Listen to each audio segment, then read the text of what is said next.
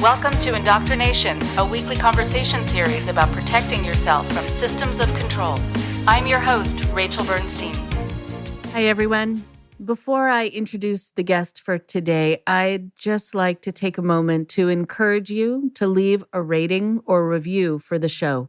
If you enjoy listening or have found the show beneficial, you can really help others find us by leaving a positive rating or review if that's how you feel about the show.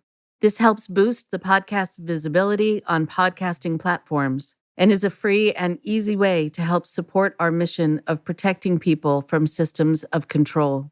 Additionally, as some of you may have had the misfortune of experiencing personally, when you speak out against high control groups of any variety, there's often a backlash of criticism that comes from the group's followers. For us, that backlash occasionally takes shape in the form of a bad review, having nothing to do with the quality of the show, but having to do with the fact that someone is upset that I said something or one of my guests said something about a particular person or a particular group. These attempts to discredit the stories of survivors aims to discourage people from speaking up, but we continue undaunted. And if you have a positive view of our work, please let us hear your thoughts in an iTunes review or rate us favorably on Spotify. This will help balance out reviews that attack a specific survivor or the ones that begin with things like, "I'm not just a disgruntled Scientologist, but blah, blah, blah." It's a little frustrating, I must say. And there are also people who will say things like, "I actually had a great experience with multi-level marketing, and so because of that, I'm going to give you a bad review for your show," and on and on. Oh, it's been fun. So we appreciate the effort and thank you to the many, many people who have already expressed their gratitude for our work. It means so much. It means everything and really goes a long way. So thanks to you.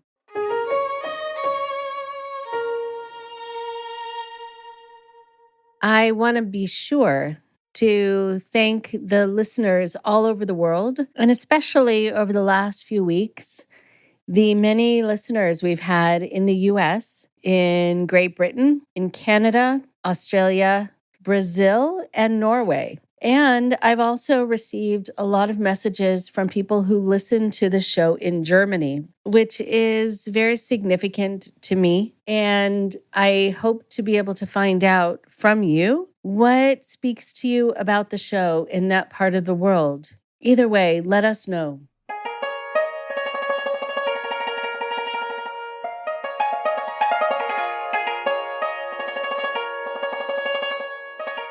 For today on the show, we have someone coming back who talked about her experiences a while back and has done a lot since then to continue getting the word out, and has also dealt with a lot of harassment as she has been pushing through the fear and the resistance to exposing what she feels very strongly about bringing to light.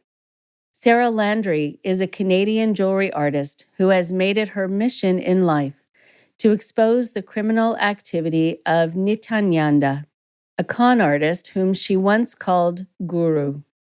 Sarah spent 9 years in a destructive cult led by the fraudulent Swami. She fell into the trap of this dangerous organization in Vancouver in 2009, believing it to be a yoga and meditation academy. Once in, the group tightened control over her life to the point that she was pressured to take the vow of monasticism in 2015 at the age of 30, and only then discovered the darkness behind the scenes. In 2018, she learned that children living in the ashram were regularly beaten and starved, sleep-deprived, and verbally berated as punishment for failure to perform on stage and failure to con people out of money through the demonstration of fake, quote-unquote, third eye powers. It took her a year to deprogram and get the courage to speak out. But on September 11th of 2019, she went public with a post on Facebook and a video on YouTube detailing the child abuse. Since then, Sarah has been the target of a massive character assassination attempt by the group she once wholeheartedly served. They have called her an agent of the Catholic Church and accused her of such crimes as the attempted assassination of the cult leader, of rape, of war profiteering, and genocide. She is obviously innocent of all of those trumped up accusations, and much to the chagrin of those trying to silence her, she continues to speak out against the crimes and abuse of Nithyananda and his followers. Here is Sarah now.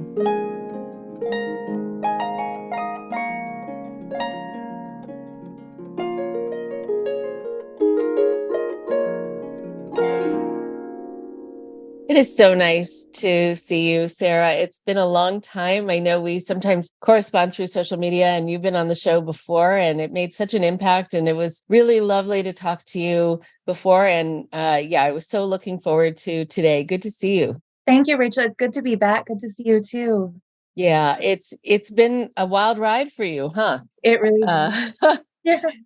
Let's talk about that, because I think, for people who haven't yet heard your story, it'd be great to hear a little bit about you and what brings you to the show. But then also for us to talk about how things have been since then, what has changed, what other exposure there's been, and how life has been for you, because it was a pretty rough ride at the moment when we talked, and I don't know if things have changed or not. So if you can take a moment, just introduce yourself, and then we'll start talking.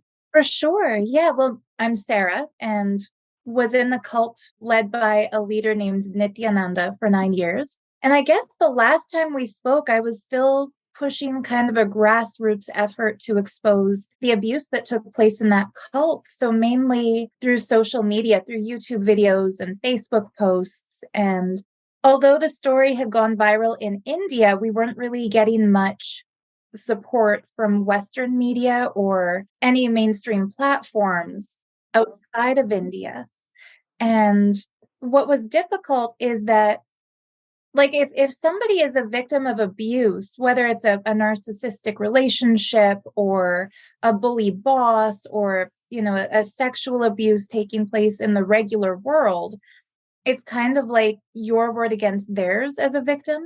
But when there's cult abuse, it's your word against the entire community of brainwashed followers who are ready to do a smear campaign against you to silence you. And so the last time we were talking, I was just at the height of their smear campaign against me, where every time I opened my laptop, there was a new false accusation coming out. I started to get really paranoid about Facebook. Like, I would get anxiety attacks if I saw a notification that I had a Facebook message, because usually that would be a link to a new video they were making with some new made up crime that they claimed I committed. So the abuse that we experienced in the cult sort of took a backseat to the abuse that the cult was hurling at me after speaking out. And that was something that I thought I was ready for, but I don't think anybody ever really knows how bad it's going to be until it's happening.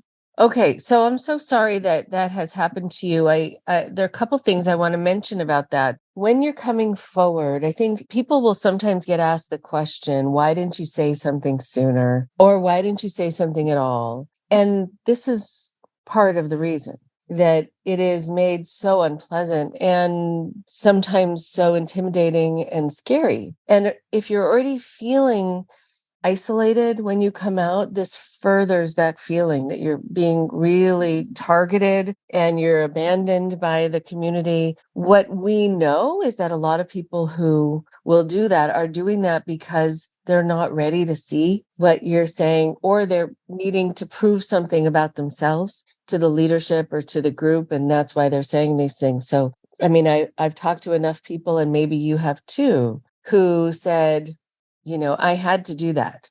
I had to say those things.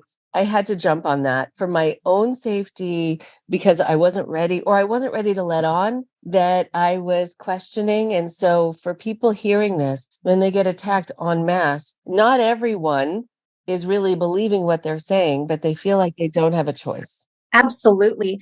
I've had people who have since left the cult tell me that everyone who was still residentially in the Bididi ashram was gathered in a place called the Raja Sabha the day after I made my first post.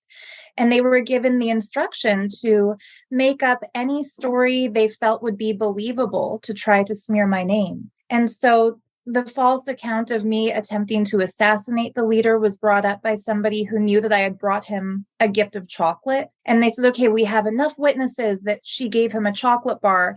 Let's say he was rushed to the emergency room and that he was poisoned, and that now we're launching a criminal investigation against her. Since I had been the head of the social media team there, I regularly had the instruction to take people aside to film YouTube videos or take pictures for their Instagram. And so a number of people made the false claim that I had beaten them up to film or that I had sexually assaulted them while they were taking photos. And it was an orchestrated effort. So it's not even that they felt pressured from the community, it's that they were ordered to do it by the people who were the leads in that ashram.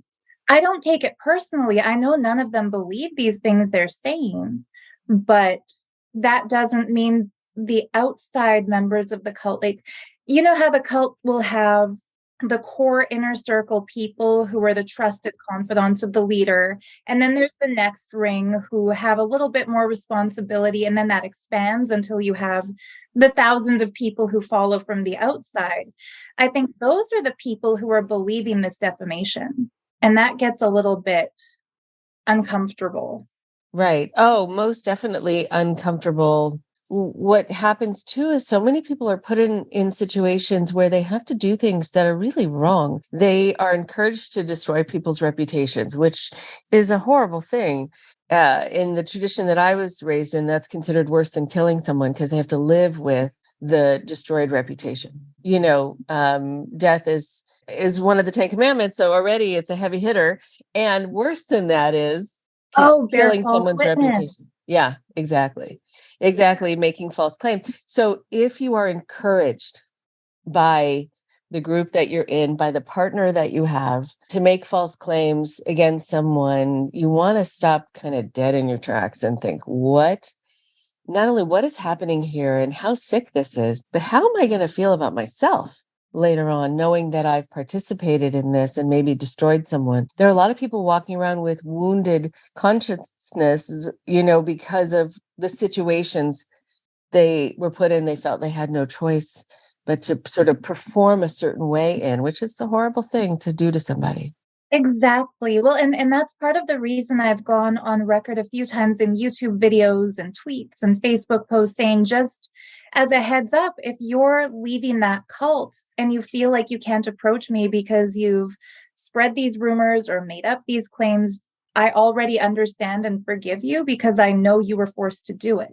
If people understand just how deep that coercive control actually goes, I feel almost like it's not them doing these terrible things or making up these terrible claims. It's the superimposed personality that this leader has kind of installed to override their natural moral compass. Right. Oh, that's really well said. So I'm wondering just how life has been. I know that there have been some very hard moments, and I'm sure there have been some very gratifying ones. So I would love to hear about that as well. The hard moments, I think we've covered enough. Every time I would open social media, there's a new ridiculous, each claim more absurd than the last. Like, they claimed I was keeping somebody as a sex slave, and that's just unfathomable to me. But what made it all worth it were the times I would get messages from people who left the cult thanking me for speaking out. There was a lady who sent me a photo of a beautiful little girl, and she said, my daughter would be in that Gurukul right now if it hadn't been for your videos. So that makes it worth it to me. There was a young boy who reached out to me. He's in his teens now, but he was a child when I was there. And he told me that he was part of the group who had to make up these false accusations and who had to take to social media to share all of the abuse. And he told me that all the kids in that Gurukul had been gathered in the main sabha, or the main hall. And they were given devices to go on social media. They were instructed, don't watch her video, just comment that she's a liar, that you're blissful, that you love your school, that the teachers have never hurt you. And he said one kid didn't hand the device back at the end of the session, and that kid snuck off to the main gate where they had internet reception, and he actually watched my video. And that they started this little stream where kids would pass this device to each other and walk to the gate to watch that video until every kid in the school had seen it. And he said they all just cried in relief that, okay, at least there's one grown-up who sees us, who recognizes what we've been through, and who isn't okay with what's happened to us. And for me, that made everything worth it. Just knowing that somebody validated the trauma these kids are rightfully going through, because every adult who's brainwashed in that place is telling them ferociousness is better than niceness. You are not being beaten. Your incompletion is being beaten. Your lack of integrity is being beaten. You're having your patterns broken. And so some of them have had bones broken in these beatings, and they're told this is going to release new energy into your system. And just imagine the horror of being brutalized like that and then being gaslit to believe that it's for your own good.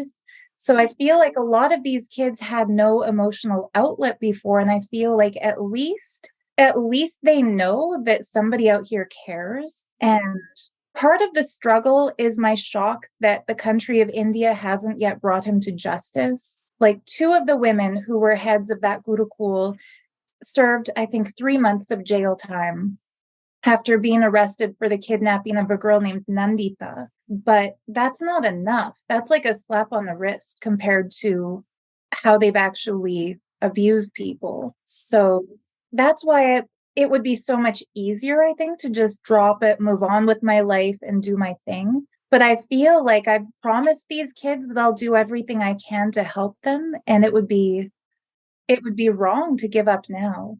Wow. I mean, that's very devoted and really selfless in a lot of ways, especially when it gets very unpleasant for you to keep going.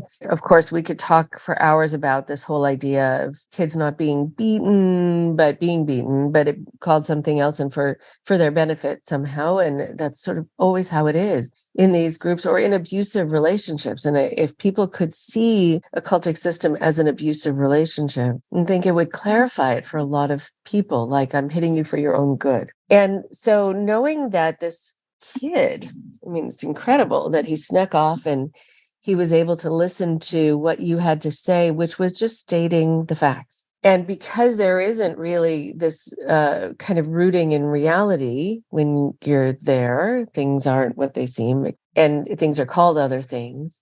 The fact that someone was calling it as it was, I'm sure, was very impactful. And the fact that he shared it with other people and they were crying or feeling probably very taken care of, that someone got it, someone knew it, someone was willing to say it. And it makes me wonder too, not just how they felt about you in that moment, but how they felt about all the other adults around them who were telling them to hide it and to not deal with it, and how much they got this sense about the adults not caring who were supposed to care about them. That's the part that I find the hardest, because those are not just strangers who have kidnapped them. These are their own parents and adults who they have identified as role models from birth, the kids who were actually born into the cult. So it must be really confusing for a lot of them, because these are the people, like you said, who should be standing up for them and supporting them. But these are the people enabling their abuser and also abusing them. And when I first spoke out, I knew that there were beatings taking place, because that's what really woke me up to leave. I didn't know there was also pedophilia going on. And that is something that I found really hard to deal with, is at least 10 of the kids who have been abused by Nithyananda have reached out to me privately to tell me what happened to them in his bedroom. But they aren't ready to go public yet. Their parents are still part of the leadership in the organization.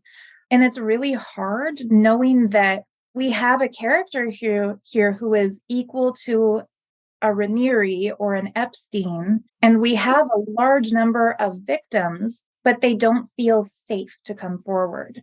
And I think what makes this so much different from the case of the girl who Raniere raped or the young women who were trafficked by Epstein is that the victims are still physically under the control of the cult. They still live with their parents who are supporters of the fraudulent leader. They don't have any kind of safety whatsoever. One of these girls, she chatted with me quite extensively about the abuse she went through, and then she disappeared. I didn't get any more messages from her for months, and she wound up on what's called Nithyananda TV, introducing one of his live programs. And later I heard from a mutual friend who's also inside, but starting to see the holes in it, that her parents had caught her. They had looked in her device, they'd seen she was speaking to me, and so they shipped her right back.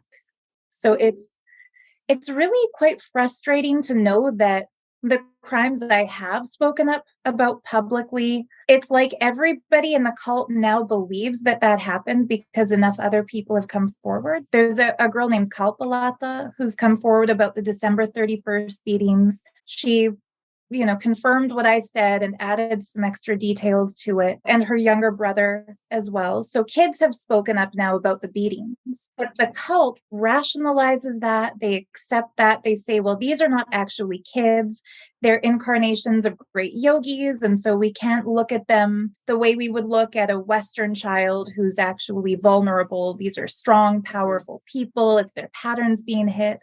But I feel like the people who justify the beatings, I don't think they would justify sexual abuse that's being done to these kids. And so how to bring that forward in a way that they will, I don't know, believe it when you don't have the victim themselves willing to speak up. I do feel a lot of pressure in that sense, that it's like if you're the only person seeing what's going on in a horror movie and you're yelling at people to save themselves, but they think you're crazy, how can you actually put an end to it? That's sort of how life feels to me. Wow, that's very powerful. On a smaller scale, for myself, and then I want to expand it to the larger scale that you're dealing with. On a smaller scale, I think about, because of the work that I do, when people will say to me, oh, I got involved in this thing, or this multi-level marketing thing, or this is great, or this healer is, I know you're not into healers, but this one is really good, or this psychic really knows their stuff. And then I will try to be open, and I'll say, well, tell me a little bit about what you're learning or what they say. And I can hear the manipulation from the start, and they don't hear it because it takes sort of a trained ear. I wouldn't have heard it at the beginning of my career. I've learned it over time to detect it and have my antenna up, as you do too now. So I can hear it. And then I think, do I want to be the party crasher over and over again? Like, that seems to be my role. Is that my job? Do I need to do that? If children were involved, I would be the party crasher time and time again. I would feel wrong not saying what is true. With adults, yeah, I can let them know that I'm thinking, fine. So they're being had. To what degree? Fine. But are they being put in danger? Are their rights taken away? Are there laws being broken and justified? And lifelong trauma that's going to be set in motion. Exactly. I'm still one of those people who's into the mystical stuff. I love crystals and tarot readings and healers. I think that's all fun. It adds color to my life. I enjoy it. But if I'm seeing somebody who's a self-proclaimed psychic healer and they're telling somebody, you're cursed unless you give me this much money to break the curse, that's where it crosses a line into abusive and manipulative. And I get what you're saying. Like if somebody really believes in somebody who I can see as just smoke and mirrors, do I want to take away their excitement and say, hey, this is all fake? Probably not. But like you said, if kids are being abused, if people are being swindled out of their life savings, that's a whole other story. If I had left that organization just because I couldn't handle the lifestyle, which is what they tell their insiders, they'll say, Sarah wanted she wanted the spotlight. She was jealous of the guru. She wanted to be the one being praised on stage, and that's why she ran away. If that had actually been the case, I wouldn't have deliberately put myself out there to speak against the organization, knowing that they would commit character assassination. And I knew that they would, because that's what they did to Arti Rao, his first public rape victim, and Lenin Karupan, the person who first went to the media against him. So I knew they were going to do this, which, if I was actually guilty of any of the crap they've accused me of, why would I have deliberately stood up to say, okay, expose me? I wouldn't have. No, you wouldn't have. And what's so interesting too is going back to this idea of people who are manipulators accusing other people of doing what they're doing, or accusing other people of being what they are. So I think about you being accused of being someone who is this media hound, let's say, and that you need attention. Meanwhile, you just mentioned something called Nithyananda television, right? Yeah. Okay. Hello. So who wants that exposure and their name connected to it, and a whole TV, program and station or whatever else devoted to them? And they're going to call you someone who is doing this just for media exposure? Really? I mean, it's a little ironic. It really is. Well, and the instruction, everybody who was in his cult when I was there, we each had a different guru vak, which is a Sanskrit term that means the word of the guru, like what you are supposed to be according to him. And he called it his anyakara, which is his vision for your life. And so each of us was given a specific role to play within his organization. And he told me, his exact words verbatim, become a Hindu Oprah. That was my anyakara guru vak from him. So he told me, start a television network, start a magazine, create a podcast, go on all the different news channels, interviewing yogis and yoginis from other Hindu groups, giving a platform to other leaders, other gurus. He claims to be a Shaivite. And I say claims to be because he doesn't live by the principles of genuine Shaivite Hinduism. But he would say, interview Shaktas and Vaishnavites and Brahmis, like interview people from all the different walks of Hindu tradition, and focus 80% on all the other organizations, 20% on me, on himself, because he knew these other people didn't recognize any kind of a validity because he was not part of a guru parampara. There isn't a lineage that he's been initiated into the way genuine gurus are. So that's why in India, they call him a self-styled God man. He's not actually given this authority from anybody as a predecessor. So he gave me this assignment to legitimize him by building up a platform seemingly unrelated to him, but then that would bring him in also. So what's interesting is, from the time I entered that organization, he tried to use my speaking skills, my appearance, all the followers I had built up for myself on YouTube. He wanted to hijack that and use it to promote himself. So it's not like I became a sannyasi and took the vows of renunciation and said, now I'm going to try to get popular on the internet. That was the assignment he gave me. And so it's really ironic that the way he's trying to discredit me is by pointing out that I did what he instructed me to do. Like, she tried to get famous. She tried to get attention. She tried to speak out. But people who were there at the same time I was there, they know everything I did was his instruction to do. And it's kind of funny that in a way, he prepared me to expose him. He made me develop the skills to speak out publicly that I'm now using, not to glorify and legitimize him, but to warn people that he's dangerous. Just going back to this idea of being set up, it happens so often. Like, okay, so I think about people, again, in relationships with controllers, where they are driven crazy, and then they're called crazy. Or they're made so frustrated and angry because they can't be heard and no one's believing them suddenly. And then so they raise their voice and then they're called abusive. But they were set up, it was created. I also think just about my own history and my own tradition, where Jews in certain parts of the world at certain times were relegated to having the jobs that no one wanted and that would make them hated. And they were made the tax collectors, having to go door to door. And then they were called money hungry. But that was the only job they were allowed to have. And they knew what it was going to create, that people were going to hate these people coming to collect the taxes. So how much of it are you set up to then be labeled something that you had no choice about? But I'm wondering also and there's so many different things I'm sure you want to be able to cover.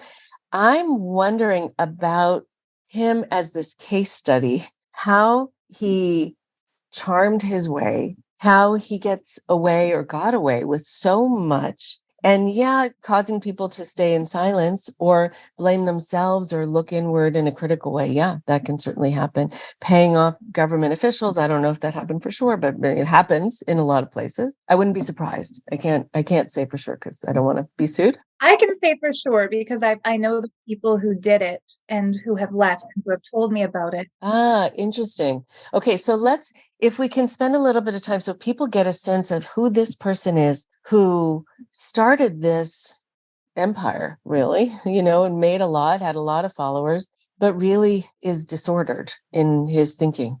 What's interesting is that there are two Nithyanandas. Like there's the backstory that he gave all of us to make us believe he's a legitimate Avatara Purusha or incarnation. And then there's the actual life story that's been revealed since people in his life have come forward about where he was at the times he claimed to be doing what he claimed to be doing. So who I thought he was when I first joined his cult or was recruited and bait and switched into his cult, he claimed that at the age of 12, he had his first experience of enlightenment and that it had set him on a path of seeking how to deliver that enlightenment to the world.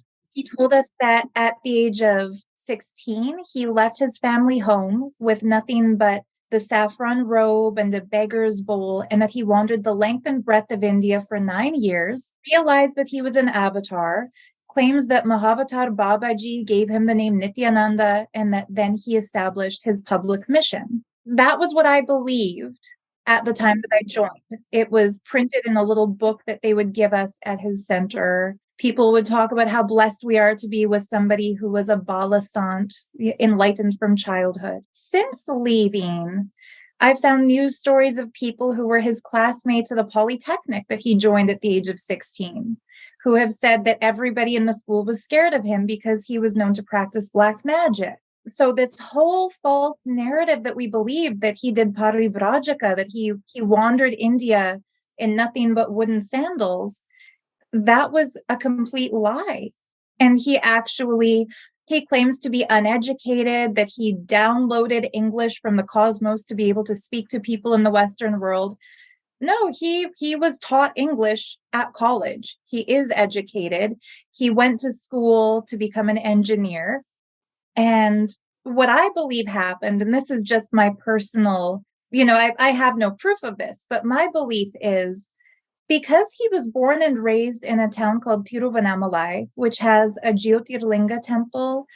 It's one of the main pilgrimage centers for Shaivite Hindus. A lot of people in that community were enlightened masters. There was a man called Ramana Maharishi in the 1900s who famously was a guru. Carl Jung was one of his followers and would promote his work and said that he has a consciousness that other people strive to have. So I feel like the young boy who grew up to be Nithyananda was raised in the shadow of Ramana Maharishi, seeing, okay, he teaches meditation. He has Westerners who praise him. He has a huge successful property with beautiful buildings and infrastructure, and people revere him. I feel kind of like he saw what Ramana Maharishi did and decided he would emulate that. And so Ramana Maharishi's life story includes an enlightenment experience at a young age. Nithyananda paraphrases that and turned it into his so-called enlightenment experience. And I feel like it's been a carefully curated emulation of somebody who he thought he could get away with pretending to be. And so on stage, he's all about oneness, which is something Maharishi taught. He's all about being friendly to express advaita, which is, being in a space where you see yourself in everyone else. He has a lot of really beautiful messages he delivers, but he doesn't live those behind the scenes. And so a lot of people on the outside will hear things that he says and feel nurtured and comforted and elevated because it's very empowering to hear somebody tell you, you are a reflection of the divine. You're in this life to experience and express oneness.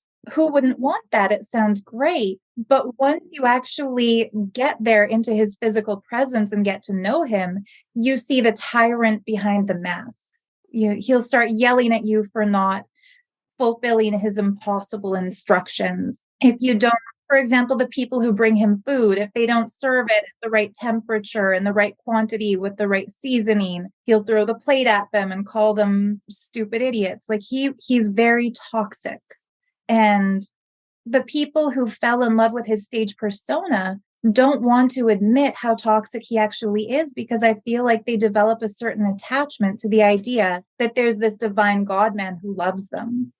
It's really sad, actually. Even the people on the fringes of his organization, to an extent, they've been hijacked. Their lives are no longer self-sovereign. They're giving their power to him. Incredible. And I hear very similar stories, like people in 3HO who were preparing meals, etc., and also were berated, and things were thrown and insults were hurled over and over again while people are kind of slaving over making sure that this person's needs are taken care of perfectly. So I wonder about when you said his expectations being so high, so exaggerated. I remember a story you told about how many videos you needed to make and how there weren't enough hours in the day, basically, for you to do all that he wanted you to do to feed the kind of the propaganda machine. Can you talk a little bit about that and some of the other things that he was expecting of people that they just could not deliver on? Absolutely. So yeah, like I told you last time, he would tell us everyone here has to make 10 videos a day. And that was my instruction, was to ensure that all the other residents in the ashram produce 10 videos a day on Facebook Live, YouTube, and Instagram Live. Meanwhile, each of them had their own impossible assignment. So as an example, the Nithyananda yoga team were expected to bring in 10,000 people for yoga teachers training. They were expected to have all of their posts about his yoga shared on other major platforms. They were meant to, if somebody comes into the program who's overweight, they were expected to get that person into some kind of idealized beauty standard yoga physique so that that person could start making propaganda posts saying, my life has been changed thanks to Nithyananda yoga. Every team had something that they were expected to deliver that would be physically impossible. A person can't go from 100 pounds overweight to slim and fit in a 21-day teacher training. It's physically impossible. And yet that was the expectation he put on the yoga team. The Gurukul team, I feel, had it worse because the kids were expected to not only gain magical superpowers, but also transfer those powers through osmosis, or what he called Shaktipada, to participants of the program. And that's what led to their mass beating, was that they didn't do the impossible thing they were instructed to do. And I've debated this with some of my friends who have escaped the cult. Did he deliberately tell us to do impossible things so that he could call us failures and make us grovel to him to make us better and to help us do the thing that he's blessed us and empowered us to do? Or is he legit psycho and crazy and believes that these impossible things are doable and goes into a tyrannical rage that he's blessed us, but we're still not doing it? Either way, it shatters a person's self-esteem. A lot of people who leave his cult, I have a friend who's in therapy now, trying to come to terms with the fact that she is not doomed to fail at everything in her life just because she failed at everything he told her to do that she wasn't able to do. It's really sad, but yeah, everyone there had impossible standards. The kitchen team were expected to take a $0 budget and, bags of donated white rice and make gourmet quality food. Every person there was given nothing and expected to deliver everything. Incredible. And so then I always wonder, with all of the slave labor, basically, Yes, it was. the worker bees, the ones who keep it running, usually the leader isn't doing very much of anything. No, he wasn't. So I was curious about that. What was sort of a day in the life for him? He would sleep in as late as he wanted to. Part of my responsibility there was to introduce him on stage before his daily discourse. And some days after giving the 5-minute intro that we had planned, somebody in the tech pit beneath the stage would hold up a sign that said, "Swamiji's not coming today, keep talking for another 50 minutes. And then I would have to, on the spot, just give an hour-long discourse in his place because he was still sleeping. Nobody was allowed to make noise while he was asleep in the courtyard where he had his room in the building called a palace. So people who had surrendered to him and taken the vows under him slept in squalid conditions in a dorm with bed-bug infested, dirty mattresses. A lot of us would sleep. I got rid of my mattress and just slept on the metal bed frame because I didn't want that touching me, the dirty old mattress. We had no air conditioning in the heat of the summer, which reaches like 40 degrees Celsius. No AC in the summer, no heat in the winter. We were told a yogic body is beyond hot and cold. But of course, once I reached the higher level where I was in his bedroom, and by higher level, I mean, once he lured me into the state of being one of his sexual abuse victims, I would get brought to his bedroom. Of course, he had air conditioning. He had a hot tub and fancy, Western style bathroom, all the luxuries. We were all told yoga is the only exercise Vedically accepted, but he had an elliptical machine. So just things that were denied to the average cult member, he enjoyed behind the scenes. And only the select few people in his cult who were given a status were privy to see that. Obviously, he knew if somebody off the street saw him with air conditioning, they'd say, "Well, hey, how come you said a yogi is beyond hot and cold, but you have a fancy duvet on your bed and you have air conditioning in your room?" So he lived the ultimate hypocrisy. He preached something called sattva, which in Sanskrit, there's 3 qualities of being that are assigned to different people called the 3 gunas, the triguna. So there's rajas, tamas, and sattva. Rajas means restlessness. So a person who's like a type A, they have to always be doing something. They're easily distracted. They're kind of workaholics. They're focused on gaining power and money. That would be called a rajas person. Tamas is like a lethargic, lazy person who wants to lie around, eat a lot of, rich foods, not work, have people serve them. And then sattva is the 3rd state, which is beyond the 2, which claims the person works just the right amount in order to live a satisfying life, rest when they need to rest. So he claimed to be in the state of sattva, but his entire demeanor was only between the 2 extremes of rajas and tamas. Like he would sleep 12 to 15 hours at a stretch. He would only eat really fancy foods that were brought in specially for him. He didn't eat what the rest of us ate. Although he was very goal-oriented and driven, he wanted to be the most popular guru in India. He wanted political clout. He wanted money. He wanted famous people to worship him. He wasn't willing to do any of that work. So he would, like I said, yell at the rest of us to try to make it happen. And, there was a time he did a fire ceremony at the temple. In traditional Vedic scriptures, it describes the pujari, or the person who performs the fire ceremony, will build the altar, they'll lay the bricks, they'll paint the turmeric to keep away the negative energies. He never did that prep work. He would have a team of people do all the prep work. He would come in once the cameras were on, do the ceremony, leave for others to clean it up. But there was a time he was doing one of these homas, And his instruction to me was to make sure this gets 1 million live views. And if it doesn't go viral, I would be sent to do prayaschitta, which is his version of what Scientology would call the RPF. So there was a lot riding on it. And I remember feeling like, obviously, this was another impossible task. But in the brainwashed state, I also believed Lord Shiva is going to make this happen for me. If he tells me to do it, then it's not impossible, and it's my incompletion or it's my lack of faith that's creating the blockage.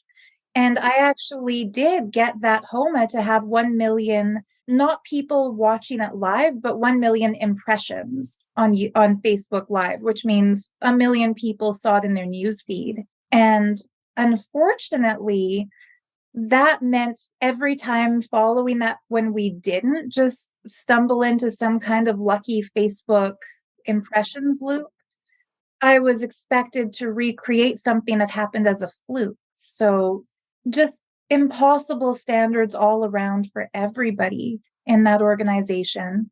And we were told, don't eat or sleep until you achieve this goal. And so we were already sleep deprived and denied proper nutrition.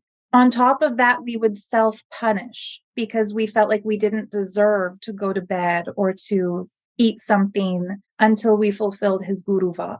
Wow. And the self-punishment, that's something that was fostered within the community. That was a teaching that you needed to go without, or you needed to suffer. Punishment and a community of people around you ready to report you if they see you taking a nap before you complete this task. Each group had what's called a team lead.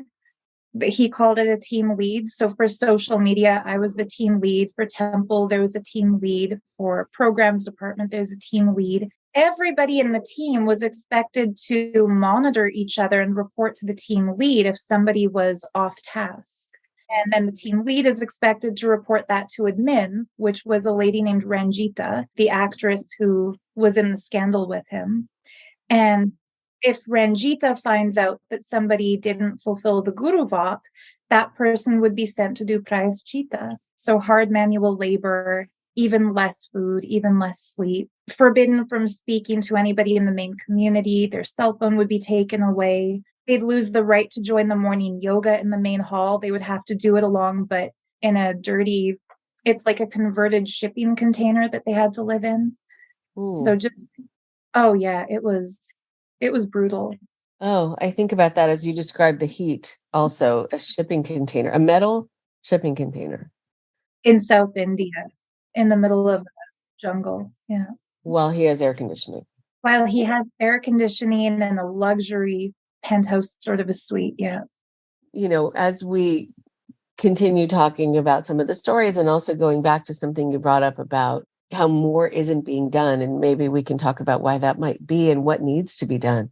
Some of the things that I think people might not think about when they hear that someone has gotten involved in something like this, or someone has left something like this, is that your experience is these bigger events, but they're also made up of these tiny moments that are going to stay with you. And I'm wondering about you laying down without a mattress on the metal bed frame. And in those moments, even just in terms of, you know, not having enough to eat or whatever, again, all the thousands of moments that make up a day, what were you thinking when you just couldn't tolerate, and for good reason, sleeping on a mattress that was infested?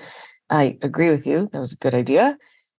But then what was your other choice? Being totally uncomfortable in another way.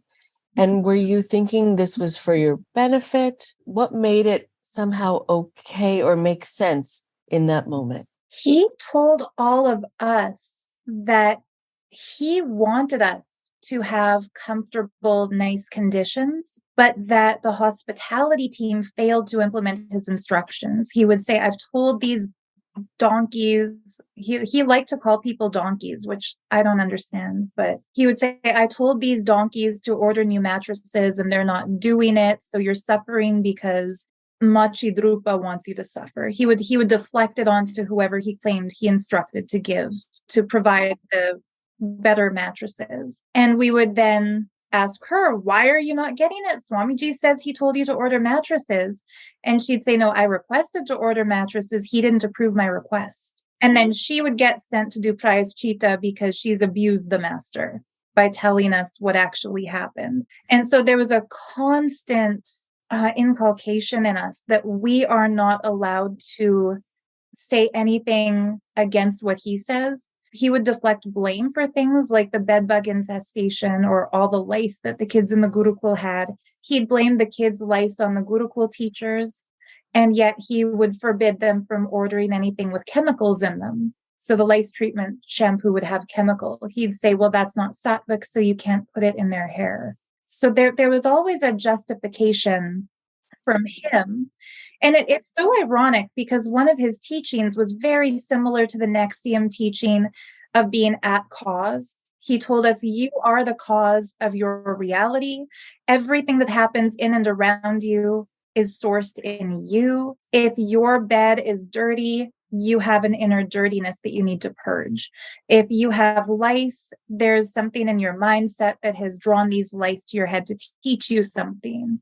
So we all felt we had created the conditions in the dorm. He's not sleeping in the dorm, so how could he be the cause of it? We're the cause of this. Again, the self-punishment also came from the self-blame. When you believe that you are the cause of everything in your reality and shit goes wrong in your reality, you did it to yourself. And he's trying to empower you with these teachings to go beyond that unfortunate mindset that created this reality you were not enjoying. So we would never have thought to question him about it. And there's people there who are still crippled by this skewed version of reality. I tweeted something after a few months ago. There were rebels in Sri Lanka who stormed the palace and found, despite all the poverty in that country, the king was living in such opulent conditions, or the president, I forget his title. But I tweeted something and said, I wish the residents of the Bidadi Adinam would just go have a look at A10, because Nithyananda was living with that same level of opulence. And they started retweeting me, calling me a war profiteer, saying, you are benefiting from the civil war in Sri Lanka, trying to push your anti-Hindu agenda. So that's the extent they push it. Rachel, they blamed me for the horrific mass graves in Canadian residential schools. They said Sarah Landry, who is trying to commit genocide against Aboriginal cultures, to any rational thinking person, that's absurd, but this is what they're putting out there. And when I spoke out and said, actually, these horrific events took place before I was born, they brought my family into it and said, well, your Catholic school teacher ancestors did this, which is not true at all. The Catholic side of my family were still living in Quebec at the time, far from the prairies where I am now. Nobody in my lineage became a school teacher until my grandfather's generation, which happened after these residential school wars. But they'll take anything that's a headline news story and use that to convince their current followers that anybody speaking against their guru is evil, because look what these evil people are doing. So I have half of my family is Catholic, the other half is Mennonite. They don't say anything about the Mennonite half because those were peaceful people who, lived in their own kind of culty commune, if you ask me. But they'll bring the Catholic side into it and say, look at the historical genocide she's committed. It is so out there. And yeah, I think when you say, yeah, no, I wasn't born yet, they can't let it go like a dog on a bone. They have to keep going with this story. So if it wasn't you, it was someone else in your family, because we're going to keep throwing the ball in this direction so that no one looks at the actual source and the actual root of the problem, and no one turns the focus back on us. Let's just keeping Sarah Landry's family on the witness stand indefinitely, so that you have to defend and you have to prove, and for what? And all just because I think it's a distraction, Exactly. Well, and look at the main thing that I first went public about in that organization, the abuse of the Gurukul students who are residential school inmates in his cult. And so they're trying to blame me for horrors that happened in Canadian residential schools. It's deflecting from the actual trauma kids are suffering, getting beaten by the acharyas, initiated and instigated by Nithyananda. So they're completely trying to shift the focus from what I'm saying onto my character, my reputation, and the false accusations they've made up. I think they believe that if they can keep people looking at the crimes they've accused me of committing, that will stop people from listening to me talk about the crimes they've committed. But what they don't realize is that thanks to Scientology and the aftermath, Seduced, The Vow, we understand in the Western world how cult abuse happens and what it looks like and what fair game looks like. They don't get that they're just proving our point by doing things like this. Right. They don't. And I think, when they try to come across as these sort of enlightened people, but meanwhile, they are hate mongering and they're doing all these false accusations and, it's hardly spiritual. And I think it shows how worried they are about the attention focused back on them and how much they have to hide. It's so suspicious. I think for anyone listening, if you find that a spotlight is being kind of shined on someone or an event or a time, and instead of those people addressing it, they suddenly change the conversation and have it be about someone completely different or a different family or a different reason. And you're now talking about something totally different than where the conversation started. It'd be good to take a step away and notice that and say, what just happened? Why are they pulling me in this direction? What do they not want me to see if I stayed where this conversation began? It's all so manipulative, but we are all prone to it. I'm wondering about what's being done and what more needs to be done. And if people also have had experiences with this, what they can do and how they can participate in making a change if needed. So if we can shift over to that, that'd be great. But also if there are other things you want to make sure to mention, please feel free. I love the question of what needs to be done and what's being done now, because unfortunately not enough is being done. So Interpol has issued a blue corner notice against Nithyananda. I think that was already in effect the last time we spoke. That needs to be escalated to a red corner notice, because right now there's a non-bailable arrest warrant issued against him in India for the crime of rape, but Interpol doesn't have him on their wanted list. They only have him on their suspicious person, we want to know where he is list. And the permission to local police in whatever country he might be hiding in to actually arrest him only comes when Interpol escalates that warrant to a red corner notice. And I don't know why that hasn't happened yet. What his group is doing is hounding the United Nations to try to legitimize themselves as a minority group. And they've gained some headway there. Gained some headway as far as they've taken some selfies with officials and they've given some talks at summits that make it look like they've been legitimized, even though it's more like they're gate crashing and then telling people that they have the support of these powerful individuals. I feel what really needs to happen is that organizations that exist for the protection of women and children, so his rape victims, his victims of beatings and just abuse in general, need to get involved to let the UN know not to entertain his spokespeople when they request to give a talk. Political figures in the UK right now are regularly welcoming in a lady who has the status of Mahant in his organization. So she's appearing at, Hindu community events held by government in London, wearing his mala with his picture on it, shaking hands with people, tweeting about how supportive the community is. She's the very lady who stopped me from going to Child Protective Services when the kids confided in me about getting beaten back in 2019. So she's not innocent.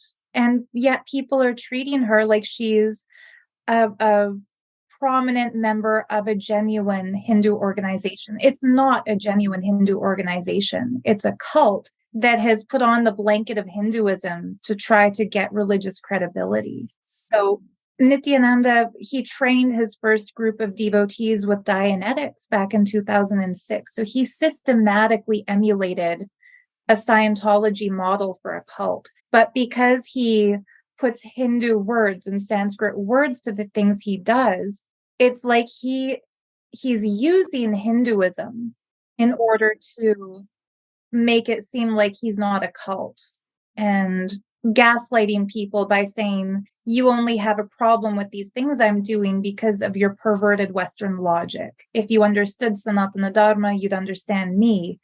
In reality, people who actually practice the sacred Sanatana Dharma path, they know that what he's doing is wrong by any standard. And so I feel like Hindu groups and Hindutva groups who are, I believe they are doing a good thing by promoting their tradition and breaking down stereotypes and putting a stop to academic Hindu phobia. I applaud the work they do. I'm pro-Hindu, not anti-Hindu. I feel they are making a big mistake by accepting him as an ally when he's like a snake trying to come in and use their platform to legitimize the abuse he's doing. That needs to be done. I feel Hindu groups need to understand he does not care about Hinduism. He uses Hinduism for political allies, for strength, to avoid his crimes being brought to the public, and to silence whistleblowers. That needs to be done. How we can do that, I really don't know. If I knew, I'd be doing it already. But I feel exposing his crimes is the first thing. So there's a docuseries now made by Vice on Discovery Plus platform called My Daughter Joined a Cult. That goes into detail about his child abuse and the financial fraud and a murder of a young girl who was there a couple of years before I moved there. I feel like if people just see that and understand the way he runs his organization like a mafia, that's very important. Getting the word out publicly. Like I've been really blessed in the last year or so to connect with people like Susan Dones and Tony Natali and Sarah Edmondson, and being able to chat with them about how they were able to bring down Keith Raniere has given me the hope that we will be able to do this for Nithyananda as well. And one of the things these brave and powerful women have told me is that when they went to the FBI and the police and the authorities, they believed something was going to be done, but nothing was actually done until there was a public outcry demanding it. And so I do have faith in the system, but I think it's slow moving to get the system to actually do its job. So I think getting the word out there more and more sadly needs to happen. Susan had said something about how it's not fair that victims of cult abuse have the responsibility put on them to provide evidence and to track down, follow the money trail to see where the fraud is happening, where the money laundering is happening. It's not right. But if we want to bring down a cult, we have to do it ourselves. So I feel like just support would be really great, for people to follow the story, to stand up for the kids. If you know somebody who's a member of his cult, whether it's an inner circle member or whether it's one of the fringe people who just watches his discourses, let them know there are two sides to this story, and really let them know if anybody ever tells you that their critics are demons, their critics are evil, their critics are dangerous. If you tell them you're in a cult, he's a cult leader, he's bad, they will shut you out of their life.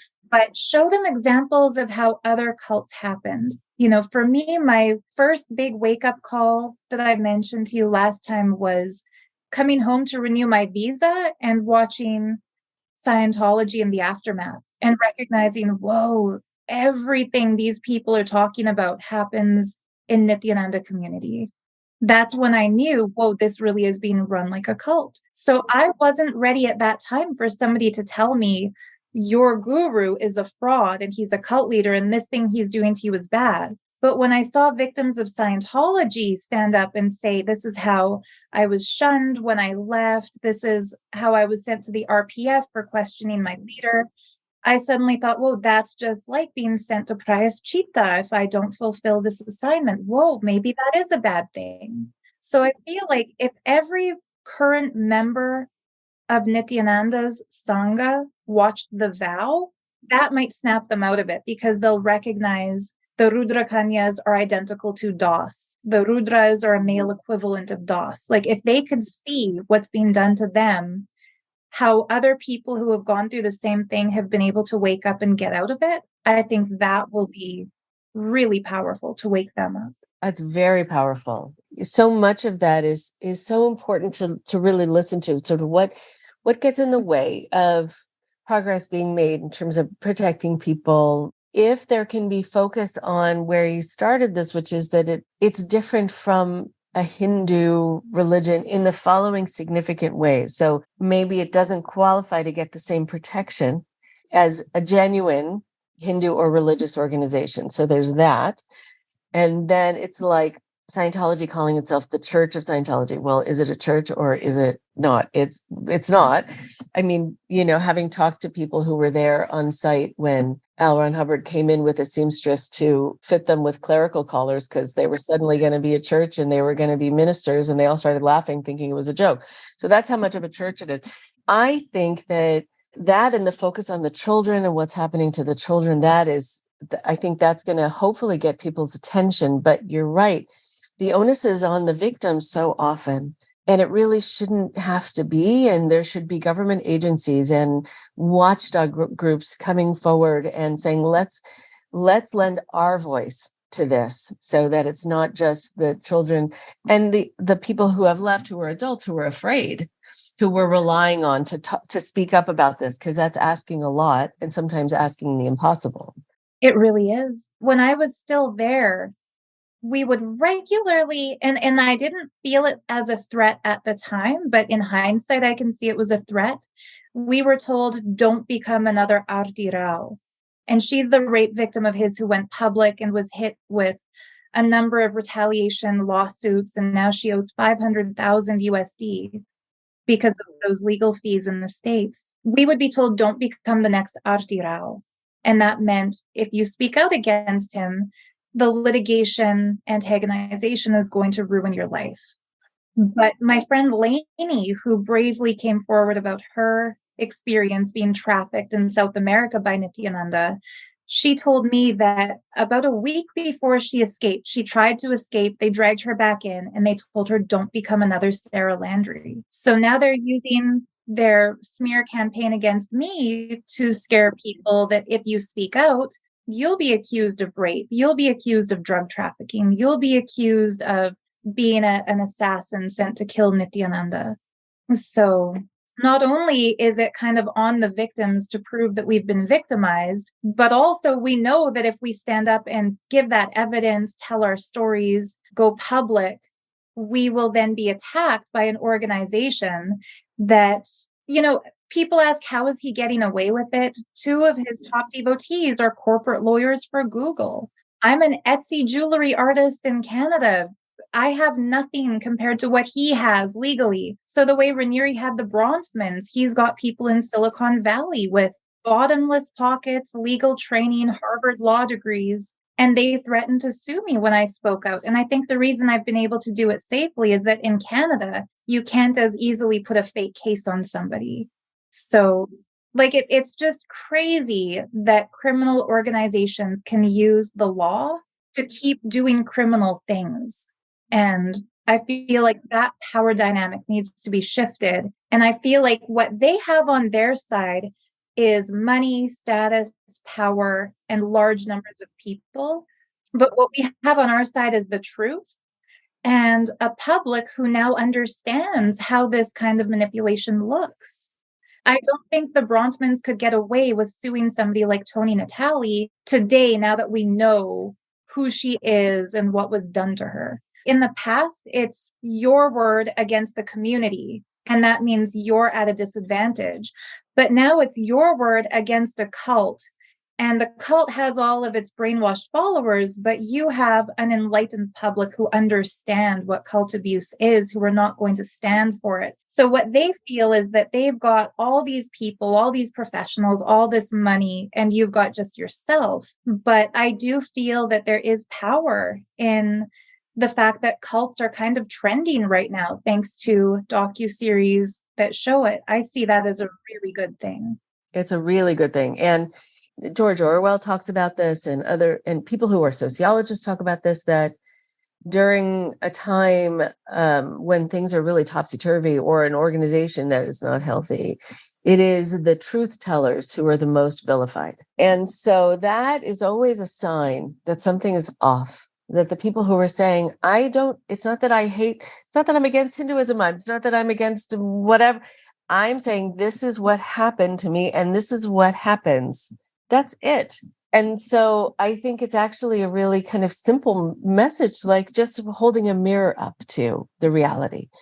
And that should be welcome if a group is interested in changing, if a group or a leader is interested in becoming healthier and making it a safer environment. If they're not interested in those things, then they're not going to care about your message, and they're going to want you to stop sharing it.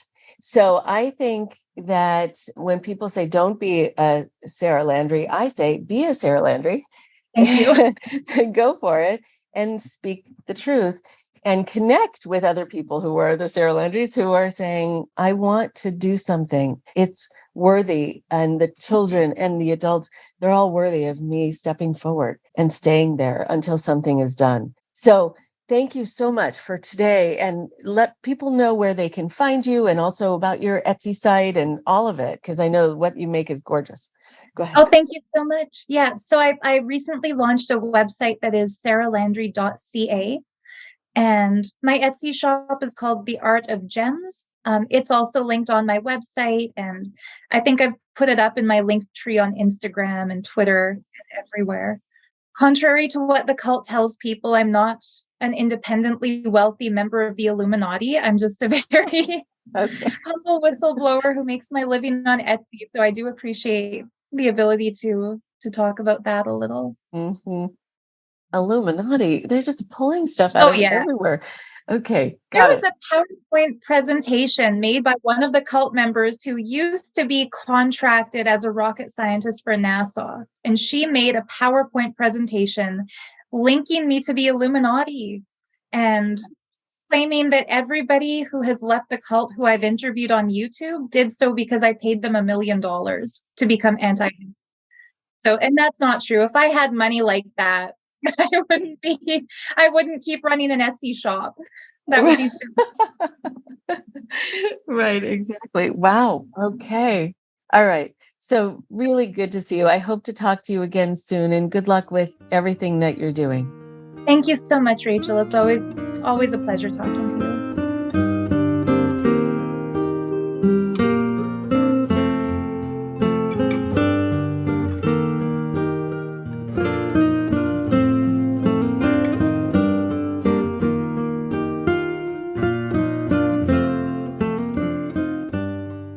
One more thing before you go.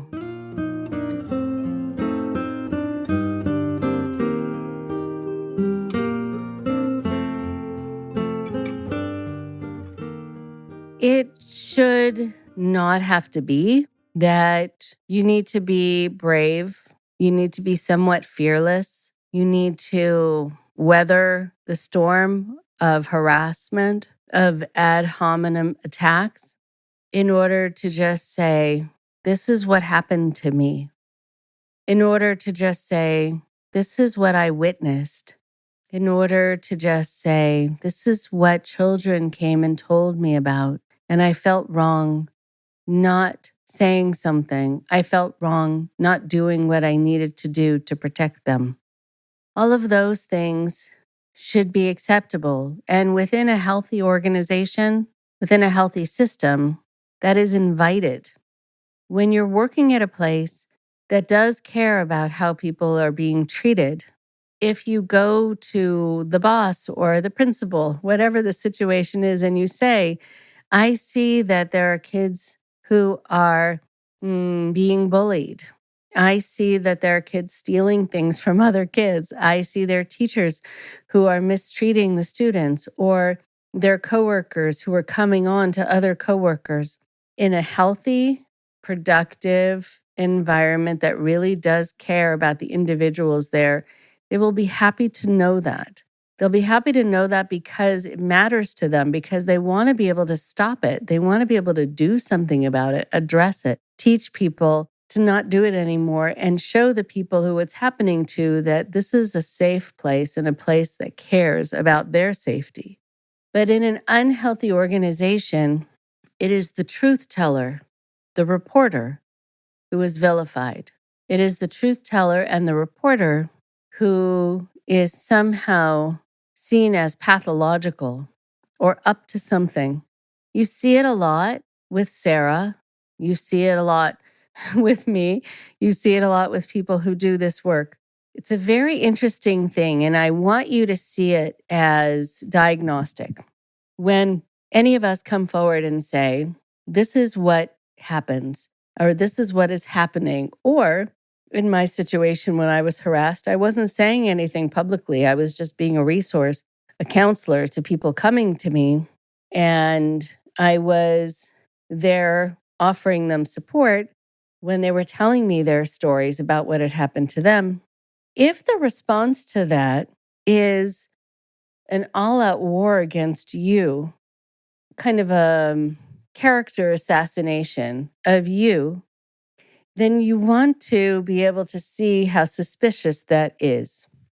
Because if the things that you were accusing them of doing, or the things that you were highlighting or bringing to light that a group was doing, if those things are just met with a character association of you, like somehow killing the messenger, instead of a group being able to say, none of those things happened, and I can show you proof, if there is no countering of the information with proof of innocence, with being able to show that these things never, ever occurred, nor would they ever, because you're absolutely against it ever occurring. If that doesn't happen, and instead it's more of that kind of childlike, well, yeah, so, but Sarah is this, or Rachel's that, that's when you know they don't have enough evidence to fight what you're saying. They don't have enough evidence to fight what others are saying about what happens there. If the attack is personal, it usually shows that they don't have proof to counter your proof, your information. So notice that in your own lives. If you're bringing something to someone's attention because you feel you've been wronged or someone else has been wronged, and they respond by attacking you, which happens a lot in cults.